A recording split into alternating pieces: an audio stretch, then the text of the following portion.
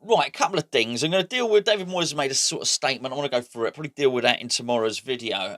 Today is more about the targets that West Ham seem to be missing out on and how all of our rivals are strengthening.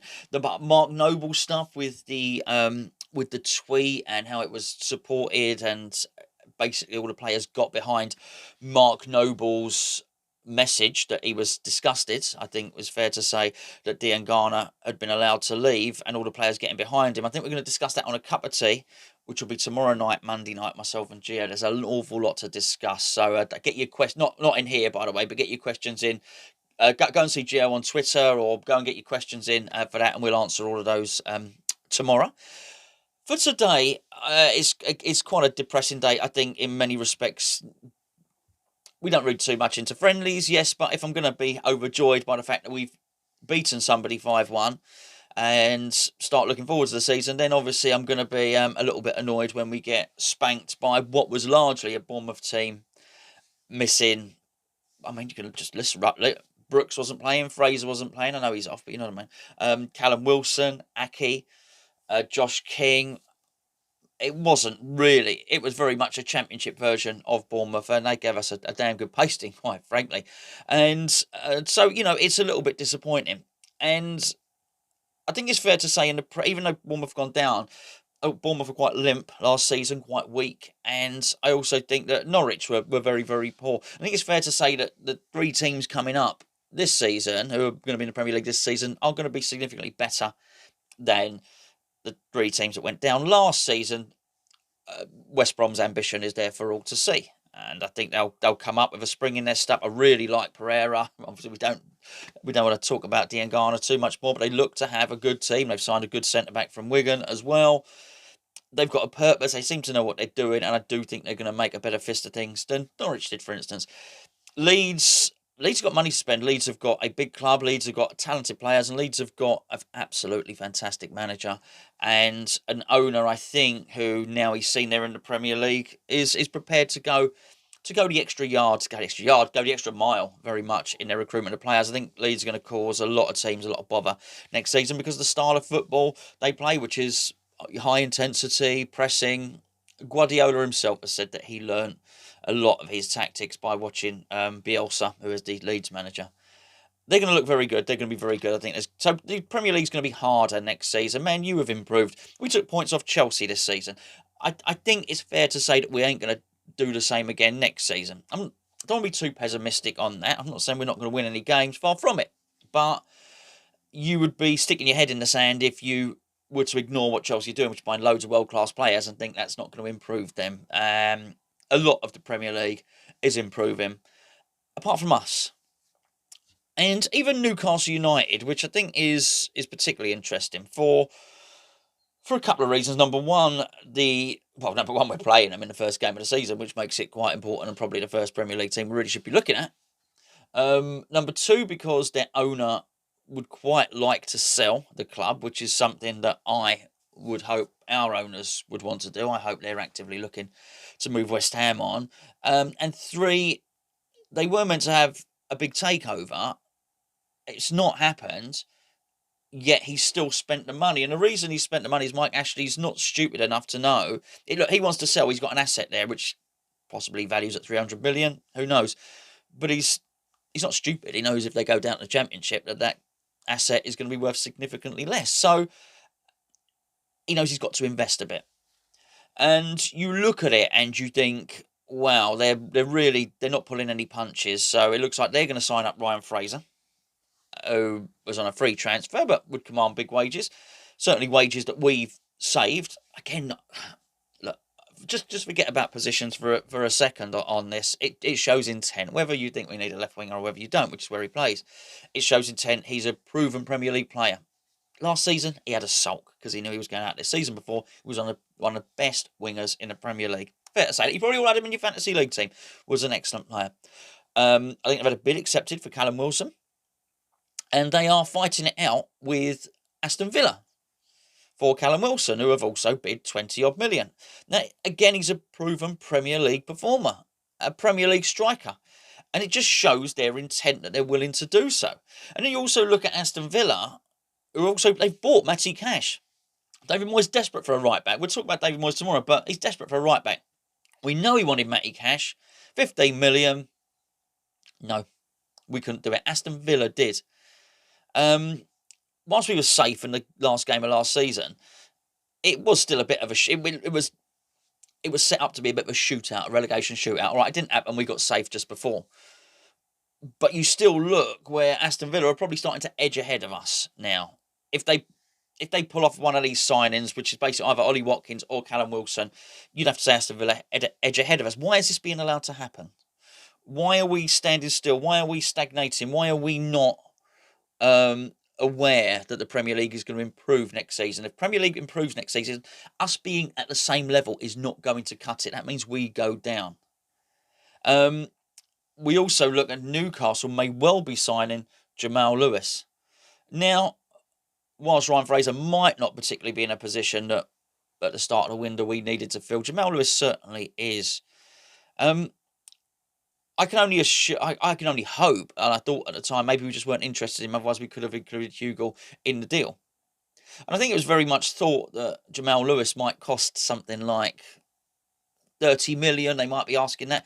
Quite possibly Newcastle can get him for 15 million, something like that. Similar amount to Matty Cash. This is clearly what a fullback costs. And I'm not talking about Carl Walker or Kieran Trippier or anyone, Trent Alexander-Arnold. This is what a championship fullback, one of the better fullbacks in the championships, is costing 15 million. And we seem not to be able to afford it. And I think if Newcastle could improve significantly, when really their owner doesn't want to spend, then what on earth are our lot doing? It truly is frightening. And if Aston Villa are prepared to do that. And then you look at the... quite a depressing article here. It basically says Moyes may miss out on defensive targets. It says West Ham's pursuit of James Tarkowski may prove to be entirely in vain. We're learning from Burnley that the 27-year-old may be cool on a move to London, regardless of whether the 27 million fee were to prove acceptable. If that doesn't chill you to the core, I don't know what will. This player would rather stay at Burnley than come to West Ham.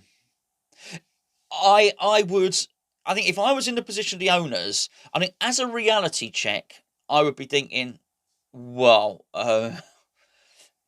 we are just a complete failure. Whatever we are doing, we've done completely wrong. Because I don't blame him as a player to take one look at West Ham and say, actually, I don't fancy that.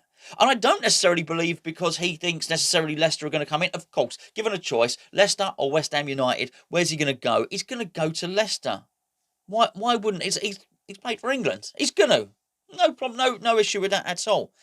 But actually, I think even the choice of staying at Burnley or going to West Ham and doubling his wages, which he would do if he came to us, because we've shown that we will pay decent wages for players. He's still looking at it and thinking, no, I don't fancy it. And that's because the perception of West Ham has to be a toxic one. You look at our owners, you look at the instability of the manager, you look at the recruitment, and you're going to think, no, I don't fancy that. Then look at the disconnect between the fans and the board. And you're going to look at it and you think, no, I don't really fancy that. That is not a happy club. The board are unhappy. The fans are unhappy.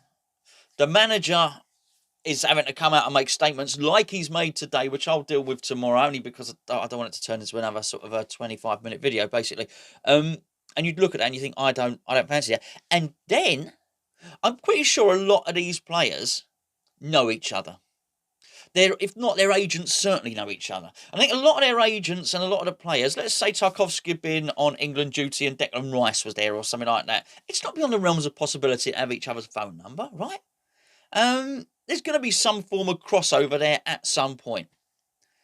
Well, what happens if him or his agent phone up some people at West Ham, some of the players, how are things at the moment? Not great at the moment.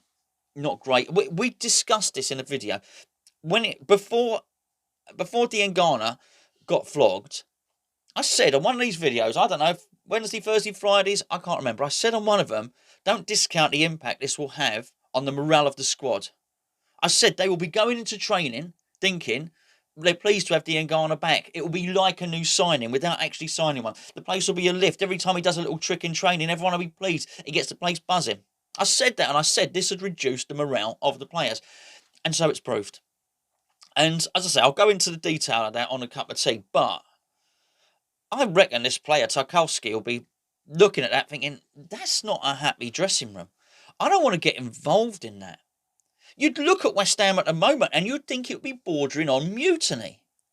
And then you look at the way that the press are now reporting about West Ham. Because here's a really interesting point. Well, I think so anyway. When the guy on the Sunday supplement had to apologise for what were really, I thought, some fair comments about Golden Sullivan and the West Ham ownership, I think the West Ham owners thought, 1-0 to us, victory. Well, it wasn't a victory because the presenter was, when he was uttering his apology to Golden Sullivan, he was clearly very, very uncomfortable up there.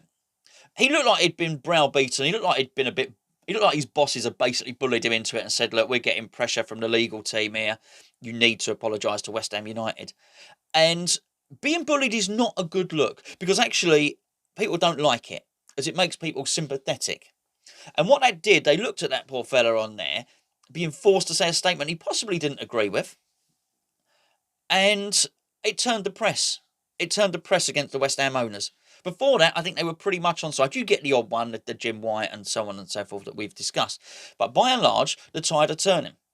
You saw as much with Henry Winter when he, I don't know what he retweeted or endorsed, or liked Mark Noble's tweet. He certainly had something to say about it.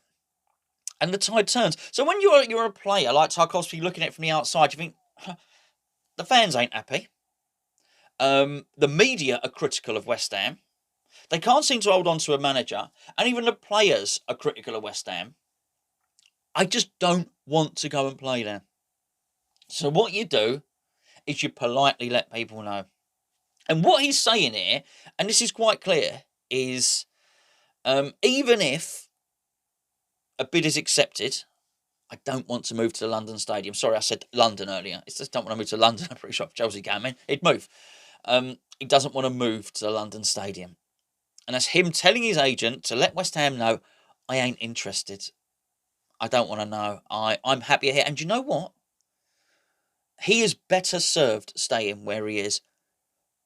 For firstly, and here's the biggest damning indictment of it all, bearing in mind we moved stadium to compete, Burnley are better than West Ham. And I'm sorry to say it, I really am. In fact, we might be the worst team in claret and blue in the Premier League next season. How's that for you? Villa and Burnley might both be better than us.